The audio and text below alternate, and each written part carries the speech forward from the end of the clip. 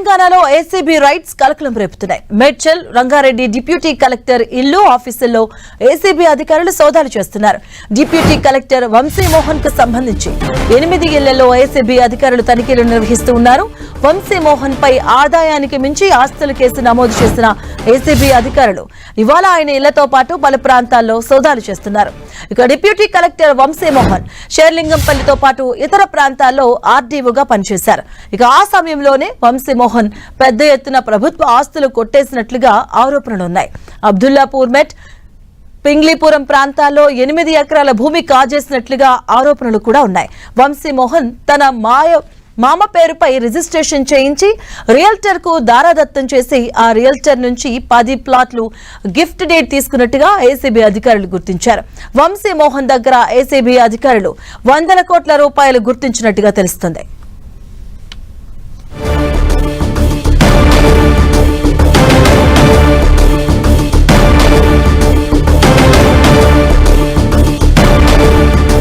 ఇదే అంశానికి సంబంధించిన పూర్తి అప్డేట్స్ మా కరెస్పాండెంట్ కిరణ్ అందిస్తారు. కిరణ్,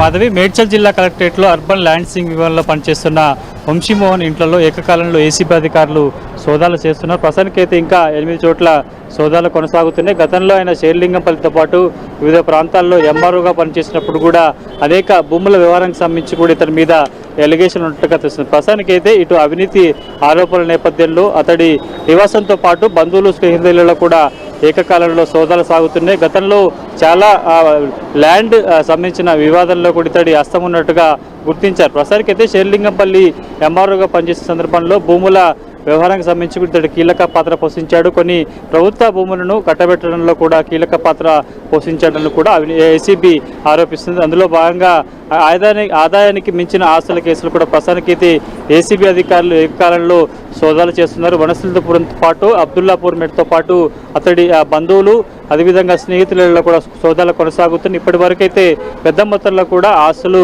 కూడబెట్టినట్టుగా గుర్తించారు. ఇక బంధువుల పేర్లతో కూడా పెద్ద మొత్తంలో ఒక రియల్ ఎస్టేట్ వ్యాపారి వద్ద నుంచి కూడా మామ పేరు మీద భూములు బదలాయించి ఆ తర్వాత అతడి వద్ద నుంచి ఓపెన్ ప్లాట్లు కూడా తీసుకున్నట్లుగా సమాచారం. ప్రస్తుతానికైతే ఏసీబీ అధికారుల సోదాలు కొనసాగుతున్నాయి. మరొకసారి ఏసీబీ ఉన్నతాధికారులకు ఇటు ప్రభుత్వంలోని రెవెన్యూ డిపార్ట్మెంట్లో పనిచేస్తున్న ఒక అవినీతి తిమింగలం చిక్కినట్టుగా మనం చెప్పవచ్చు. గత కొద్ది రోజుల క్రితము ఇటు వాటర్ బోర్డుకు సంబంధించిన ఎండీ ఏసీబీ అధికారుల సోదాలు మర్చిపోక ముందుకే తాజాగా మరొకసారి మేడ్చల్ జిల్లా కలెక్టరేట్లోని అర్బన్ ల్యాండ్ సీలింగ్ విభాగాధిపతిగా పనిచేస్తున్న ఈ వంశీమోహన్ సంబంధించి కూడా ఆస్తుల చిట్టాను కనుగొనే ప్రయత్నం చేస్తారు. ప్రస్తుతానికైతే 8 చోట్ల కూడా ఇటు కేవలం హైదరాబాద్ నగరమే కాకుండా అతడి బంధువులకు సంబంధించిన ఇళ్లలో కూడా సోదాలు సాగుతున్నట్టుగా తెలుస్తుంది.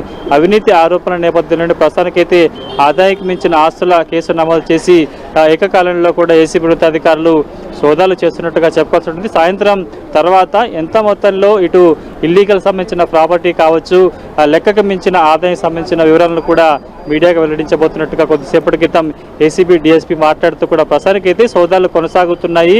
గతంలో ఈయన ఎంఆర్ఓగా పనిచేసిన సమయంలో కొన్ని ఇల్లీగల్ సంబంధించిన వ్యవహారాలకు సంబంధించి ఆరా తీసిన సమయంలో కూడా ఈ వ్యవహారం బయటపడినట్టుగా అధికారులు చెప్తున్నారు. కాబట్టి సాయంత్రం తర్వాత పూర్తి స్థాయిలో ఇతడి అవినీతి చిట్టాకు సంబంధించిన వివరాలను కూడా మీడియాకు వెల్లడించే అవకాశం అయితే ఉంది. Right, thank you Kiran.